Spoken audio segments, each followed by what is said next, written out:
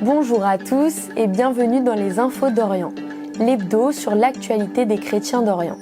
Cette semaine, la journée des chrétiens d'Orient s'est déroulée à Paris. Le patriarche des Syriaques orthodoxes s'est rendu à Jérusalem et l'Institut chrétien d'Orient a organisé son premier colloque international.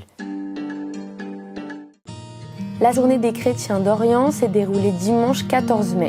Pour l'occasion, la messe annuelle organisée par l'œuvre d'Orient s'est tenue en l'église Saint-Sulpice dans le 6e arrondissement de Paris.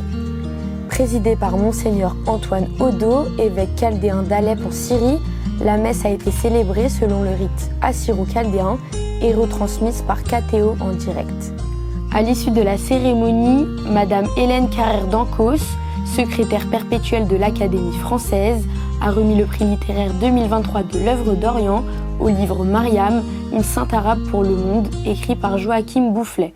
Dans toutes les figures du Carmel, j'avais repéré celle-ci, qui me paraissait originale parce qu'elle n'était ni espagnole, ni italienne, ni française, et qu'elle venait de loin.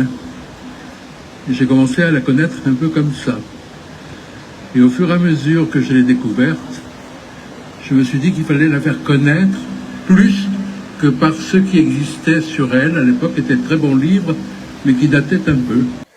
D'autres événements ont aussi été organisés à Monaco et en Angleterre.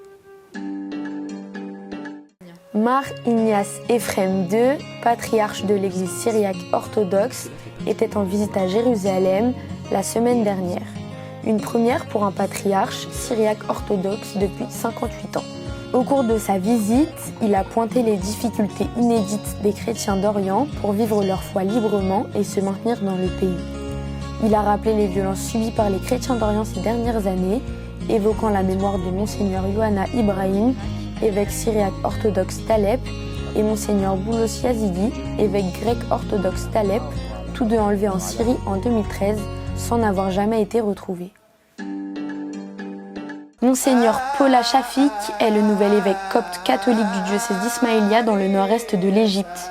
Né en 1971 et ordonné en 2002, Monseigneur Paula a occupé de nombreuses missions dans son sacerdoce. Il a notamment servi la diaspora copte catholique en Australie. Il est ordonné évêque d'Ismaïlia ce 11 mai 2023 en remplacement de Monseigneur Daniel Lotfi, devenu évêque d'Asyut.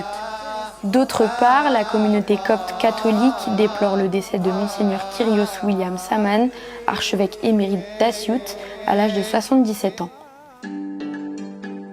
Le premier colloque international de l'Institut chrétien d'Orient s'est tenu à l'INALCO, jeudi 11 et vendredi 12 mai 2023 à Paris.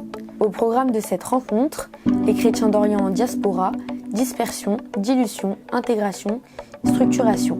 La question de la diaspora des chrétiens d'Orient est une question cruciale parce que presque 40% des chrétiens d'Orient vivent en diaspora. On parle d'un chiffre de 7,7 millions, pour peu ou prou 11 millions de chrétiens qui sont toujours sur place. Donc c'est une réalité qui a son poids et qu'il est nécessaire d'appréhender, d'autant plus qu'elle est très diverse, qu'elle concerne les 5 continents et toutes les communautés. On peut bien comprendre à quel point c'est complexe. Plusieurs chercheurs, dont Tigran Yegavian ou le père Charbel Mahalouf, ont apporté leur expertise.